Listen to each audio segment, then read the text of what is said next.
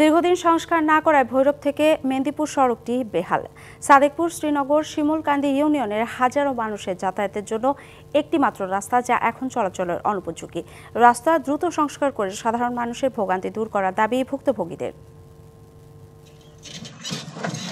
ভৈরব থেকে মেদিনীপুর সড়কটি সাদেকপুর শ্রীনগর ও শিমুলকান্দি ইউনিয়নের হাজারো মানুষের যাতায়াতের একমাত্র পথ। 14 কিলোমিটার দীর্ঘ এই সড়কে অসংখ্য খানাখন্দ তৈরি হয়েছে। একটু বৃষ্টি হলেই সড়কে পানি জমে সৃষ্টি হয় জলাবদ্ধতা। এতে প্রতিদিনই চরম দুর্ভোগ পোহাচ্ছেন স্থানীয়রা।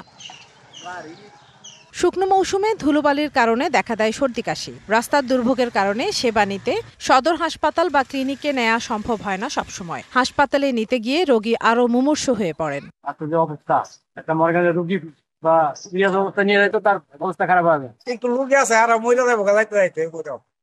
কালার এক্সপার্ট, জর্জ স্যাপ এবং মাইল্ড অন হ্যান্ডস টেকনোলজি সমৃদ্ধ অরিক্স ক্রিস্টাল ওয়াশ আপনার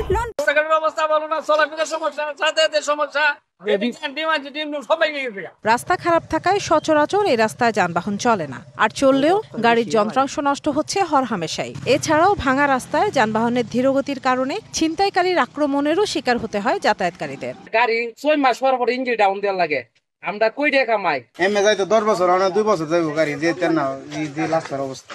রাস্তা সংস্কারের জন্য কার্যকর পদক্ষেপ নেওয়া হয়েছে বলে জানান উপজেলা নির্বাহী কর্মকর্তা। শিগগিরই সংস্কার কাজ শুরু হবে বলে আশ্বাস দিয়েছে সড়ক ও জনপথ বিভাগ। চুক্তি স্বাক্ষর প্রক্রিয়াধীন, হয়তো এই সপ্তাহ কিংবা আগামী সপ্তাহে হবে। ইতিমধ্যে ঠিকাদারি প্রতিষ্ঠান রাস্তা ভিজিট করে গিয়েছে। যত দ্রুত সম্ভব কাজটা শুরু করার জন্য আমরা তাগাদা দিয়েছি।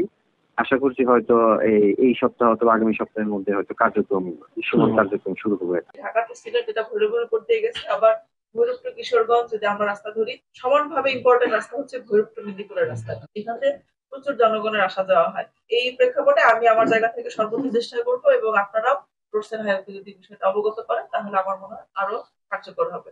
ভৈরব টু মেদিনীপুর সড়ক সংস্কারে দ্রুত কার্যকর উদ্যোগ নিয়ে স্থানীয়দের দুর্ভোগ লাঘবে এগিয়ে আসবে সংশ্লিষ্ট কর্তৃপক্ষ, দাবি স্থানীয়দের। DBC news desk.